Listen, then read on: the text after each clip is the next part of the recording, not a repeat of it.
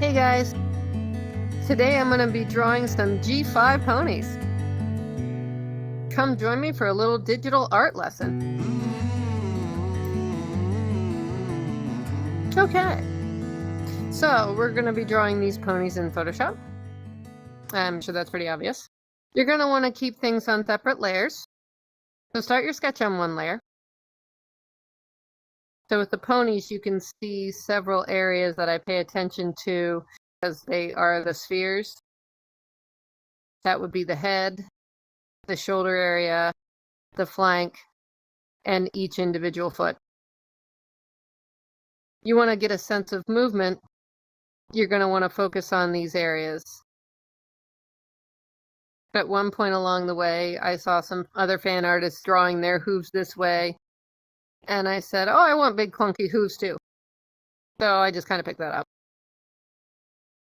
Now with these ponies in Gen 5, their eyes are still pretty big, but they're not quite as big as the Gen 4 ponies.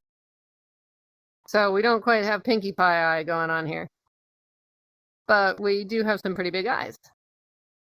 So leave plenty of room. I like to leave a big bridge in between. I tend to make my ears pretty big. These ponies have some pretty big ears.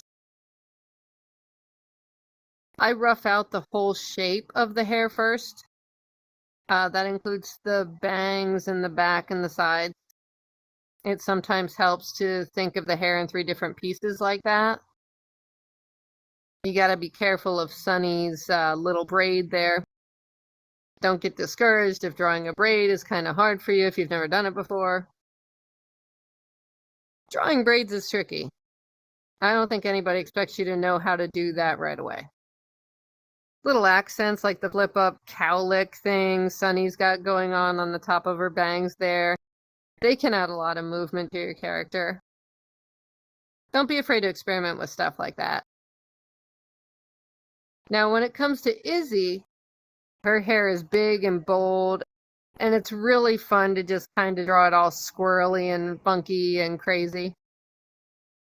So just kind of, make it full and fluffy and have a few flyaways here and there. I like to put those little curlicues in. They're a lot of fun. Pony's looking pretty good so far. Don't forget those little accents, like the little fluffs on their feet. 2 principles I like to think about when it comes to inking are line economy, and that means how many lines you're putting into something,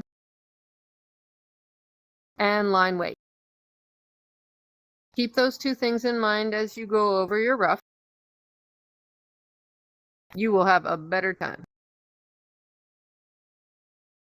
In a very general sense, small details want to have smaller lines. So very fine points like hair, folds, cutie marks, you're going to want to outline them very thin, if at all. You might want to let the color do all the talking. Nothing wrong with that. Inking doesn't always work this way. It depends on what you're drawing. It depends on what you want to accentuate. It depends on lines wanting to look one way versus another. It depends on how busy your piece is or how busy you want your piece to be. When it comes to line economy, you can have more lines in things like the hair and get away with it. But if you tried that on the face, the pony would end up looking really old. I don't think you want that. I really like Izzy personally. When it came to the show, or the new movie rather, I thought she was just the best.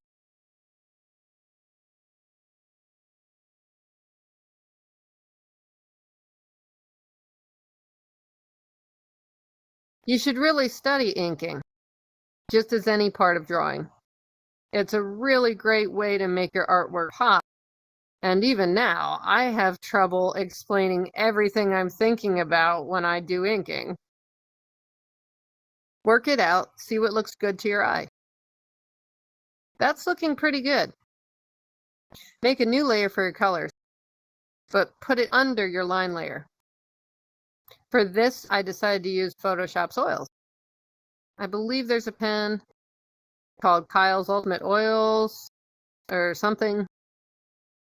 Anyway, it's a really good pen, and it's in the wet media. So as you can kind of see, I go in with the smudge tool and just kind of rough it out and blend and blend and blend. Your knowledge of shadows will help here. You don't have to be exact here. We're going to be doing a lot of erasing and coloring over and other things. So once again, just kind of have fun with it and see where it takes you.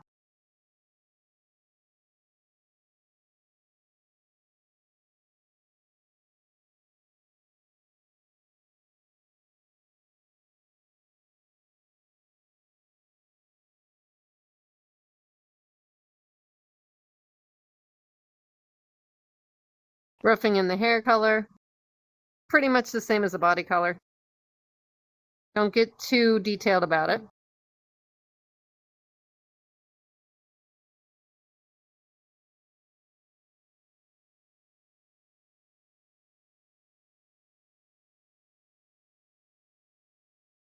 I like the effect of the oils. I actually like that they're not exact. I think Photoshop's doing a pretty good job with its oils these days.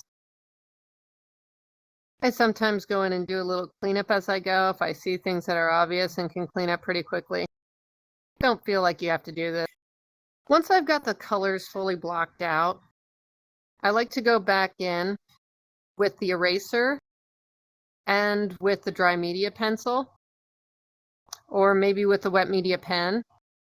You're looking for something that's not the oils here. You don't need that smudge. You're going to work with a more precision tool.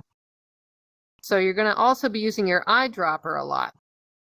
For this style, I just go in and eyedrop the color, and I put it over top of the color that shouldn't be there. And of course, I use the eraser on the parts that shouldn't be there at all. I'm using the eraser for the most part here to do a highlight line. And that highlight line runs at the very edge of the ponies.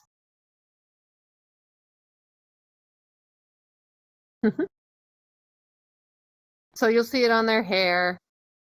You'll see it on their fur. Wherever.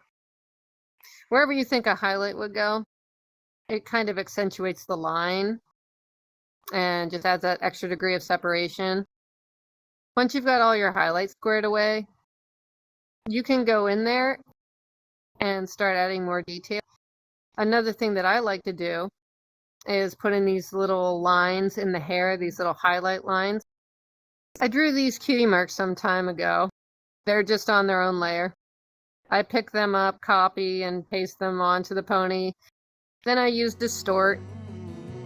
Okay, and there you have it. That's basically how I drew these ponies.